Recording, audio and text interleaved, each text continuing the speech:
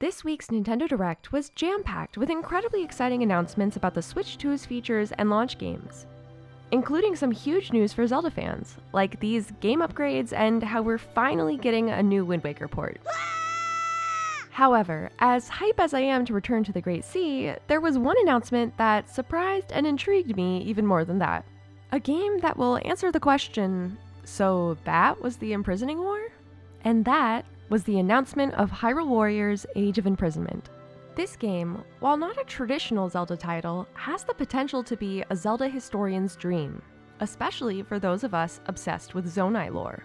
And if you don't believe me, here's why. So far, everything we've learned about the Zonai has been pieced together by the theory community from the crumbs we've gotten from Nintendo, through flashbacks, ruin analysis, and other hints. But now we actually have the opportunity to go back in time to experience the era of the Zonai firsthand. There will, of course, be questions of whether this game will be canon or not. For me, my feeling is, it will be canon enough. Like, of course Age of Calamity messed with the timeline and was not considered the canon story, but even so, we still got to go back in time and see what a pre-Calamity Hyrule looked like, which I thought was super cool. And just like with Age of Calamity, there is the very real possibility that this game might introduce some timeline shenanigans, although none have been indicated in the trailer at this time. But at the end of the day, we're still getting to see pre-Imprisoning War Hyrule in all its glory, and that alone makes this a massive deal. One of my biggest complaints about Tears of the Kingdom was that I would have preferred to see Zelda's adventure in the past, even in DLC form, so that we could learn about the Zonai directly, and this game seems to be addressing that. For one thing, based on this trailer, Zelda appears to be the primary protagonist. In fact, if this game sticks to the established canon, there's a pretty good chance we don't even see Link, which would be pretty wild. In Tears of the Kingdom, though, he never physically goes to that era, so unless they pull an Age of Calamity, he likely wouldn't be playable. And honestly, I don't think that would be a huge deal, because I know for most people, the big draw of these Hyrule Warriors games is the opportunity to play as the other characters and get to see all their unique fighting techniques. And speaking of those other characters, who can we expect to be playable in the game? In Age of Calamity, many of the battles were centered around the sages of Breath of the Wild, Urbosa, Daruk, Mipha, and Revali, as well as their future counterparts. And we've already seen from the trailer that the unnamed Tears of the Kingdom sages will be taking a big role in this sequel. I'm personally so excited by the possibility of finally learning more about who they are. Like, what are their names for a start? And ideally, I'd love to see them take off their masks. But the thing about this game that truly has me losing my mind from a lore perspective is seeing the land of Hyrule as it looked in the Zonai era. I've been poring over the ruins for years now, and getting to see them before they were ruins will be really exciting.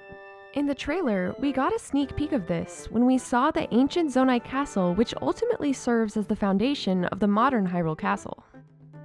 Now, while the Warriors games don't give you too much ability to freely wander, the battles are set in locations that allow you to explore the environment as you fight.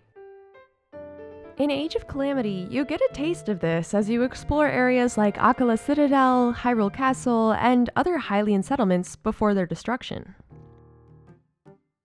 Even though the hack and slash genre is not usually my thing, I found this element to be so gratifying, and some of the places on my list that I'd be really curious to see in the new game are the Temple of Time, the Forgotten Temple, and the Faron Woods.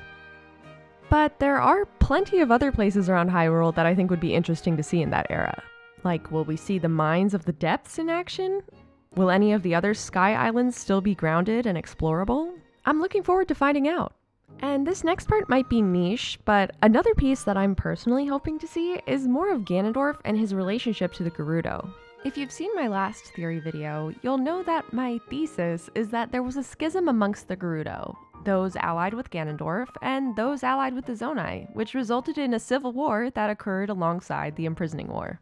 I think this game might either provide proof for my theory or totally debunk it, and honestly, I'm open to both. Either way, it would just be awesome to get more of that backstory, and to get to understand this band of Dark Gerudo better.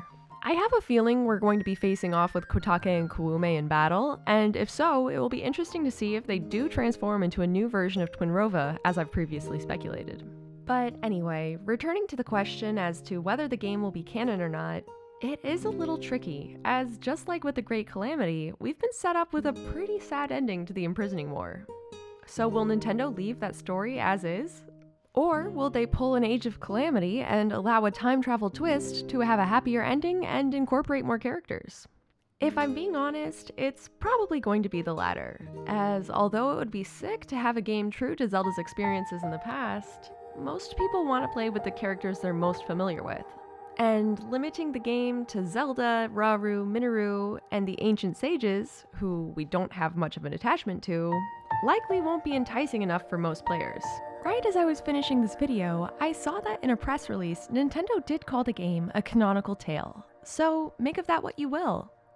It's super promising to me, and I'm keeping my fingers crossed that it's everything we're hoping for from a lore perspective. Either way, we'll be getting an unprecedented look at the ancient past of Hyrule, and that's something I'm really looking forward to digging into further.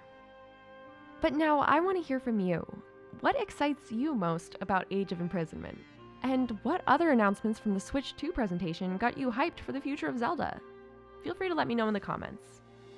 And of course, if you love diving deep into Zelda lore, please be sure to like and subscribe so you're around for my next breakdown. As always, thanks so much for watching, and I'll see you in the next video.